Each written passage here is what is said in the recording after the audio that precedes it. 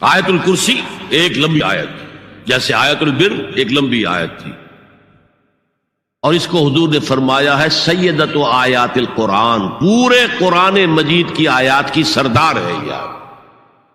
اور یہ شرک فی صفات کے ضمن میں یہ شمشیر قاطع ہے، شمشیر برہان ہے۔ اللہ لا الہ الا ھو الحی القیوم، یہ وہی ہے قل ھو اللہ احد اللہ الصمد الحی، اللہ زندہ ہے، لیکن اس کی زندگی کو اپنی زندگی پر قیاس نہ کرنا۔ تمہیں خوراک کی احتیاج ہے، اسے کوئی ضرورت نہیں۔ ما اريد منهم من رزق وما اريد ان يطعمون، مجھے کوئی احتیاج نہیں کہ مجھے کوئی رزق پہنچائیں، رزق دیں، مجھے کھلائیں، مجھے کوئی ضرورت نہیں۔ پھر تمہاری حیات نیند، اونگ، تھکان، ان تمام کمزوریوں کے ساتھ ہے۔ وہ الحی ہے، اپنی ذات میں خود زندہ ہے، حیات اس کی ذاتی ہے، کسی اور نے عطا نہیں کی ہے۔ ہماری تو مستعار ہے، عمر دراز مانگ کے لائے تھے، 4 دن 2 آرزو میں کٹ گئے، 2 انتظار میں۔ اور القیوم بقیہ پوری کائنات کے لیے وہی ہے، اس کو تھامے ہوئے ہے۔ لا تاخذہ سنۃ ولا نوم، الحی، حیات کامل، کہ اس کو نہ نیند آتی ہے نہ اونگ آتی ہے۔ لہ ما فی السماوات و ما فی الارض، آسمان اور زمین میں جو کچھ ہے اسی کی ملکیت ہے۔ تم کسٹوڈینز ہو، تم امین ہو، ای امانت چند روزہ نزدماس، در حقیقت مالک شے ہر شے خداست۔ یہاں تک کہ یہ میرا جسم بھی میرے پاس امانت ہے۔ میں کون ہوں؟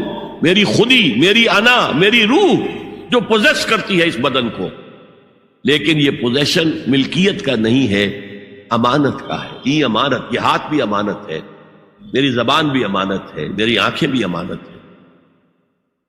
من ذا الذی یشفع عندہ الا باذنہ، یہ یہاں پر انداز بڑا پرجلال۔ کون ہے وہ جو شفاعت کر سکے اس کے دربار میں مگر اس کے اذن سے؟ کسی کا ذاتی، کسی کا زور، کسی کا اختیار نہیں ہے کہ جس کی بنا پر وہ شفاعت کرے، ہاں اللہ کے اذن سے۔ اور دوسری جگہ پر آتا ہے جس کے لیے وہ چاہے گا اور جس کو اجازت دے گا،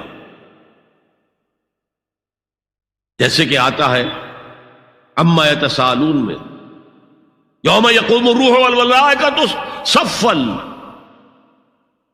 اور ان میں سے کوئی بھی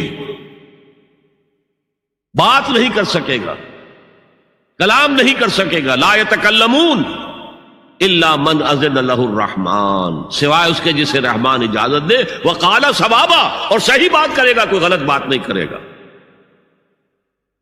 یعلم ما بین ایدیہم وما خلفہم ولا یحیطون بشیء من علمہ الا بما شاء، وہ تو جانتا ہے جو کچھ بھی ان کے سامنے ہے اور ان کے پیچھے ہے، اور یہ کوئی احاطہ نہیں کر سکتا مخلوقات میں سے، اس کے علم میں سے کسی کا بھی، سوائے اس کے جو وہ خود چاہے۔ یہاں بڑے ہی لطیف انداز میں شفاعت باطلہ کے تصور کی نفی ہو گئی۔ دیکھیے، آپ کہیں جا کر کسی مجسٹریٹ سے سفارش کرتے ہیں تو کیا کہتے ہیں؟